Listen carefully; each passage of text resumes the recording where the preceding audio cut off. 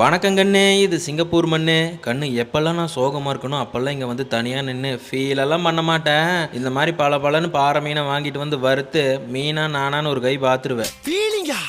என்ன ஃபீலிங்கி?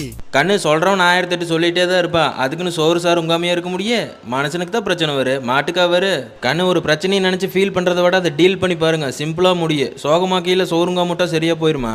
வாழ்றதே வயிற்றுக்காகத்தான். உசுருக்கிற வரைக்கும் உலகத்தில் இருக்கிற அத்தனையும் ரசிச்சு ருசிச்சு சாப்பிடுங்க. பசிக்கையில தான் சாப்பிட முடியும், பாடையில் வகையிலேயே சாப்பிட முடியும். அதனால இந்த சோகத்தெல்லாம் ஓரமாக தள்ளி வச்சுட்டு மஞ்சத்தூள், மிளகுத்தூள், மிளகாத்தூள், உப்பு, எலுமிச்சம்பழம் இந்த 5 ஐட்டத்தை வச்சு இந்த மீனை சிம்பிளாக வறுத்தி சாப்பிடுங்க. கண்ணு, மனுஷனா பிறந்த ஒவ்வொருத்தனுக்கும் வாழ்க்கையில் ஒரு நாள் கோல்டன் டேங்கிறது ஒன்று வரும். அது வரும்போது கப்புன்னு பிடிச்சிட்டிங்கன்னா கண்டிப்பாக முன்னேறிடலாம். கண்ணு, நல்லது பண்ணுறதுக்கு 4 பேர் தான் இருப்பான், நாரதர் வேலை பண்ணுறதுக்கு 40,000 பேர் இருப்பான். அவனுங்களெல்லாம் தள்ளி வச்சுட்டு அள்ளி சாப்பிட்டு உங்கள் காரியத்தை நோக்கி நகர வழி பாருங்க. என்ற ஃபாலோவராக இருந்துட்டு இன்னும் யாராவது ஃபீல் பண்ணிகிட்டே இருந்தீங்கன்னா எனக்கு இந்த மீனே வேண்டாம்.